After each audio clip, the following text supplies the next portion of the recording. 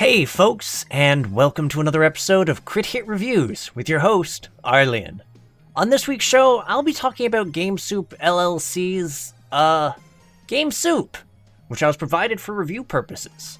Join me as I tackle this Wario Ware-esque collection of minigames, ranging from totally not Undertale to dating sims. Let's find out if this soup will have you coming back for more, or if it'll be the unwanted leftovers sitting in the back of your library. So, there isn't really much of a narrative here, only like threadbare strands of one which appear at the very conclusion of a run, and really it's more of just an excuse plot than anything, so we're just skipping over the story section. Instead, let's boil down what goes into this particular title. What makes up GameSoup's mirepoix, its foundation, for them non-chef folks in the audience, is a rather large assortment of minigames, 46 according to the Steam page, each one of a different type than the last. The trick to these bite-sized snacks is that you're thrown into each one without much explanation as to the controls or particulars, which means that's up to you to intuit how to clear each one to progress.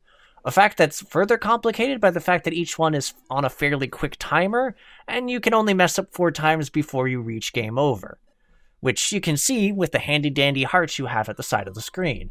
Also, if this video isn't giving you any sort of indication, yes, these minigames vary wildly. Clear 24 of these minigames, and you're brought to a boss stage, which has you fighting against the, sealed god, demon, monkey thing of the mystical ramen shop that you're in for reasons. Remember that excuse plot thing? This is where it is. Anyways, this part isn't random. It's just like a nifty spaceship shooter segment that uses the hearts you have from your earlier efforts as your life. Meaning you can start with as many as 4, or walk in with as few as, well, 1. Should you clear your final bowl, well, that sums up the basic mode of the game. See, once you win, you also gain access to a marathon mode that basically lets you play endlessly, whilst the, story, mode begins to offer escalating difficulties, by which I mean they become increasingly fast, and this does include the final stage as well. I got my ass thoroughly kicked at the boss doing it on an escalated speed. So I have to say, I actually do enjoy the audio for this game, and the simple fact that it remained enjoyable to listen to even while sped up in the game's additional difficulty modes is a definite perk. Though I also was driven slightly crazy by the intro music looping as quickly as it does. You win some, you lose some. Now, when it comes to the visual department, GameSoup is pretty cartoony, and the actual style of what it displays varies a fair bit between the minigames. Though, there's a definite anime fan flavor that keeps cropping up. Overall, it did flatter the silliness of the game, so I'll give it a plus there. Now, when I take into consideration the amount of time I put into GameSoup, I'd say that, at its core, it's a bite-sized title. It makes for an enjoyable appetizer in and of itself, but I found myself thinking that this particular soup would have been better off shared with friends.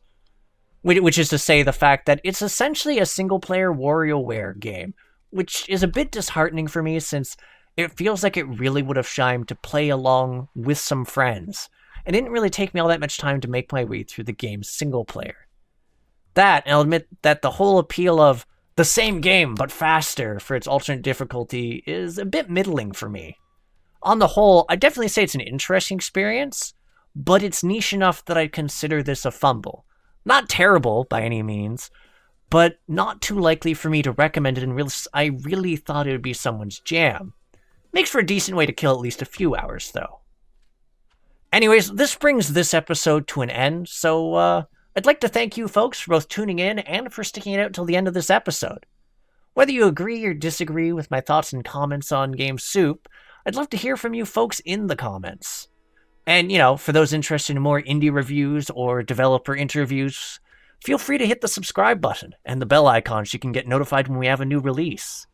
Also, lastly, join our Discord, link in the description and the banner, so you can become a part of our community. It's honestly a fairly welcoming place. Anywho, I'll catch y'all on the next episode of Crit Hit. Take care till then, folks.